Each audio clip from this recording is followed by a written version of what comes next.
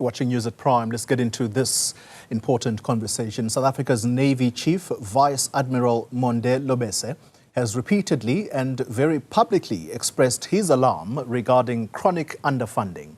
He warns that this is compromising South Africa's overall security, leaving the country vulnerable to threats such as drug syndicates, human trafficking networks, and criminal cartels. Portfolio Committee on Defense, its chairperson, Dakota Legoete, is with me in studio tonight. Ms. Legoete, good evening to you. Thank you very much for your time. It's not the first time that Vice Admiral Lobese has said these words about the weakening of the South African military. What's your reaction? Thank you very much, Mr. Mgambi, and thank you very much for the opportunity. It's quite concerning that there's such a concern from our generals, but our only concern as the Portfolio Committee is the platform in which the general raises such issues, because general sits in the Military Command Council. Through their minister, they sit in the National Security Council, and generals have an opportunity through the president, who is the commander-in-chief and the general of all generals, to engage on such issues. The only problem is that matters of national security cannot be discussed in gala dinners, they cannot be discussed in funerals, they cannot be discussed in parties. There are relevant platforms and institutions where they can be discussed, because national security is something that you can't even go on a verbal diarrhea on it. It's something that you need to act on it, and we are of the view as the Portfolio Committee, even though we agree with the contents of what he's saying, our major concern as the Portfolio Committee is where he says it. And it's very wrong, because it gives credence to some international espionage and foreign intelligence agencies to understand what is happening in our country. The first time he said, or he expressed his worries around this, was it not at the Portfolio Committee? No, we have not engaged. We have engaged with the rest of the team, from the Chief of the National Defence Force, the Chief of Staff, the Secretary of Defence, on matters related to the underfunding. Myself as the chairperson, I even raised this particular matter, that it was wrong for government in the past to have made wrong policy choices. For instance, taking funds of the National Defence Force to go and bail out SOEs, to go and pay for fees must fall. So you're suggesting, as you sit here tonight, that none of these concerns have ever been brought to Parliament, for example, which is where you sit?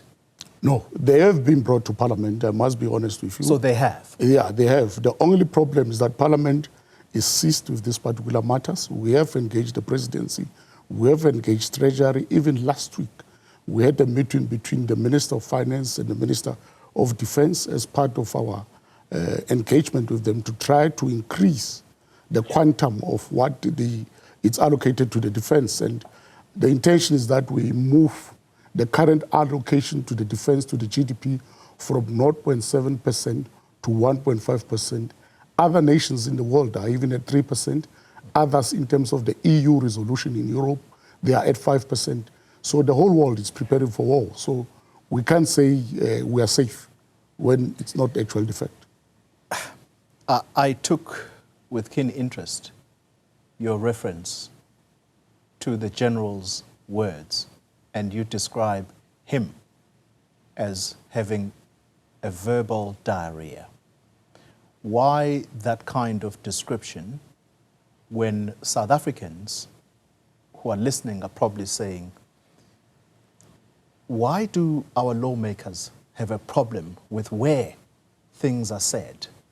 I get what you are telling me, that international spies could be listening and seeing what is happening in South Africa, and therefore it gives them ammunition. But ordinary South Africans are saying, why does it matter where these things are said? Because clearly there is no action where the correct platforms these things should be said. There's no action, and therefore the generals or members of the security cluster who are seized with protecting the country are now completely frustrated. Do you not at least get that? Indeed, we do get that.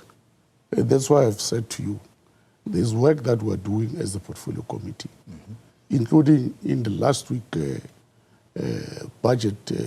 midterm budget allocation.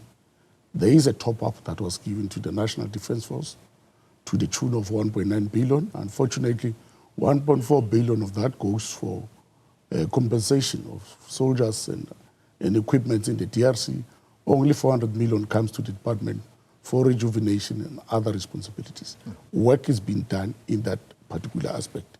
We are addressing a damage that was done by a wrong policy choice for the past 15 years, and will not achieve it in 1 year.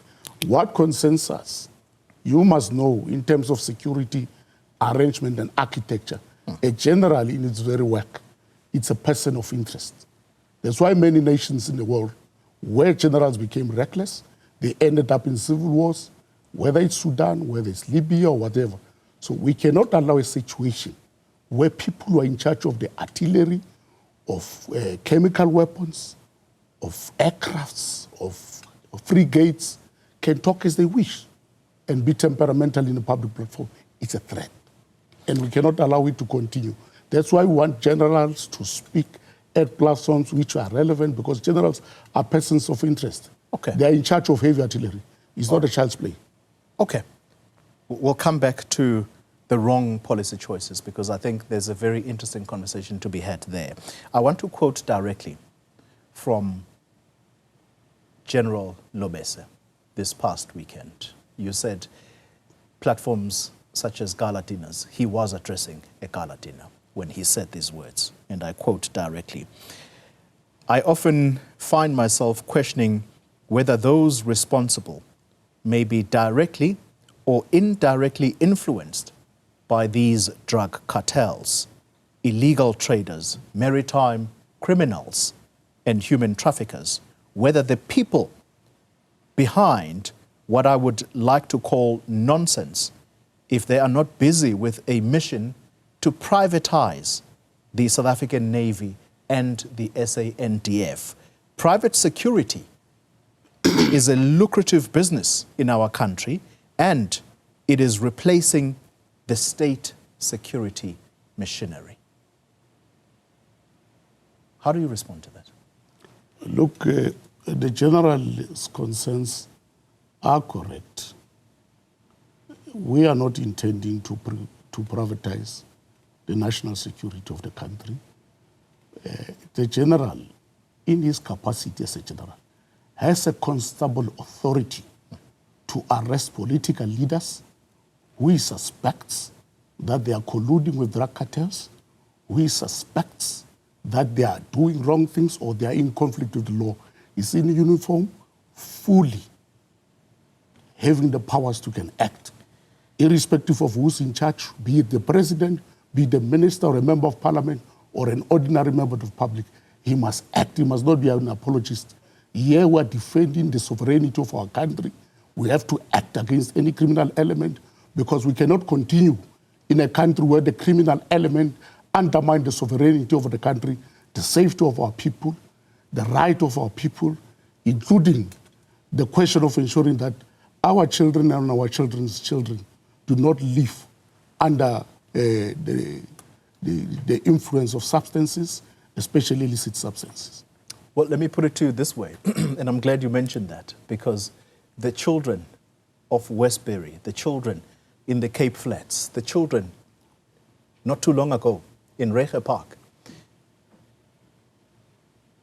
either their parents are dying or they themselves are being drawn into the scourge of drugs. The privatization of South Africa's security, the view is strong out there that already the security, private security industry is thriving because of what lawmakers have done in this country. Do you not agree? I mean, we were listening now to the Madlanga inquiry, where the leader of the Political Killings Task Team is talking about guns that are taken from private security and are used to kill people. Are we not there already? Is that not a failure on your part as lawmakers? I would agree that there were wrong policy choices which were done in the past. There was a lot of functions which belongs to the National Defence Force, which I fully agree that it was wrong for them to be taken out of the National Defence Force. I'll make an example. The issue of national key points, be an airport, be number of courts and other things, including water reservoirs and water sources and other things, electricity, power stations and everything, which used to be under the guard of the National Defence Force. They were taken. Big infrastructure, national serious infrastructure, was taken out of the National Defence Force to private hands. And that created a crisis that we cannot account to even now, including some of our key points. I fully agree. And I think it's a matter that as Parliament we need to look at what do we mean, because the Constitution of the Republic, Section 200, subsection 2, gives the mandate to the National Defence Force to ensure that the Republic is safe, to ensure that our territorial integrity is there, our sovereignty is there, to ensure that we respect all the Constitution, international law, and all the laws are upheld of the Republic. And that's why I know if there's any one of us as politicians or as leaders, be it in a municipality or anywhere, is known and it's public knowledge and is known even by our generals. They have a constable authority as members of the force with force numbers to act against those people, and they must act mercilessly. They must not be apologists. Here we are defending the sovereignty of the country, and we must be understood. There's no if or buts. It's finished and clear.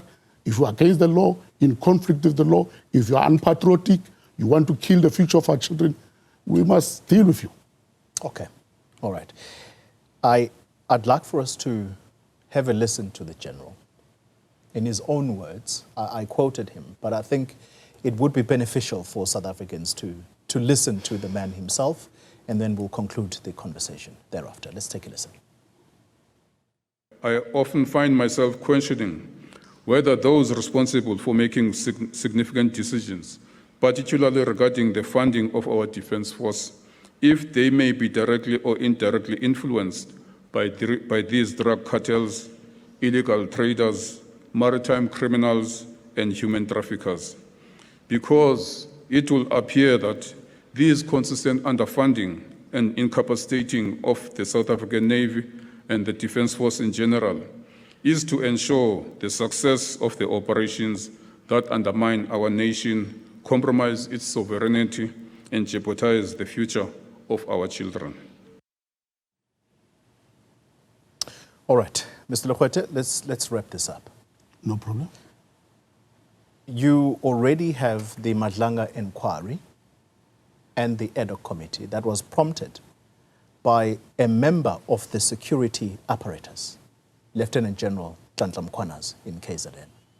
Here is another member of the security arrangement, a general in the military, saying basically similar words.